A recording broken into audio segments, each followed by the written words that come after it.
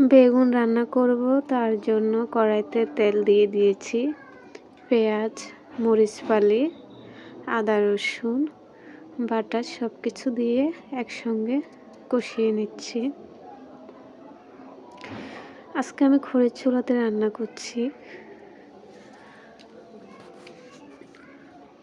ভালো করে কষিয়ে নিচ্ছি, না হলে খেতে ভালো লাগে না।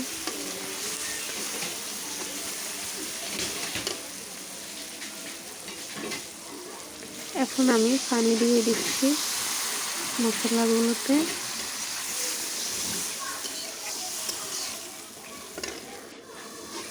কিছুক্ষণ আমি ঢেকে রেখেছিলাম, আবার ঢাকনাটা উঠিয়ে নিয়েছি। এখন দিয়ে দেব বেগুন।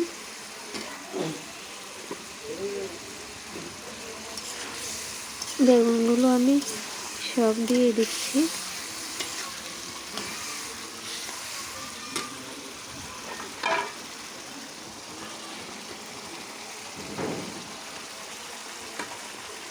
বেগুনের সঙ্গে আলু দিয়েছি, দিয়ে ভালো করে মশলাগুলোর সঙ্গে মিশিয়ে নিচ্ছি।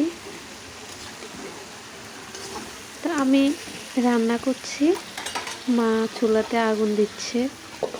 তো এখন আমি বেগুনগুলো ঢেকে রেখেছি, কিছুক্ষণ পর আবারও ঢাকনাটা উঠিয়ে নিয়েছি। এখন ভালো করে নেড়ে দিব, না হলে নিচে লেগে যাবে। তরকারি যদি নিচে লেগে যায়, পোড়া লেগে যায়, ওই তরকারিটা গন্ধ হয়ে যায়, খেতে ভালো লাগে না। তাই এদিকে খেয়াল রাখতে হবে। এখন পরিমাণ মতো পানি দিয়ে দিচ্ছি, বেশি পানি দেওয়া যাবে না। আমি তরকারিতে বেশি ঝোল রাখবো না, তার জন্য নিয়মিত পানি দিয়েছি। এখন তেলাপিয়া মাছ আগে থেকে ভাজি করে রেখেছিলাম, মাছগুলো দিয়ে দিলাম।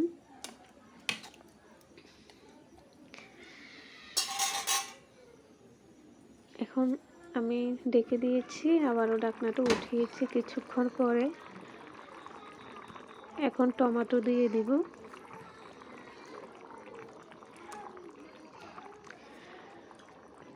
দুইটি টমেটো কেটে দিয়েছি আমি। ভালো করে তরকারির সঙ্গে টমেটোগুলো মিশিয়ে নিচ্ছি।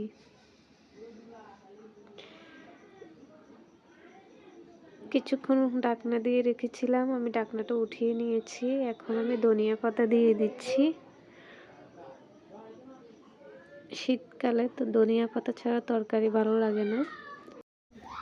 সবাইকে অসংখ্য ধন্যবাদ সাথে থাকার জন্য, ভিডিওটি দেখার জন্য।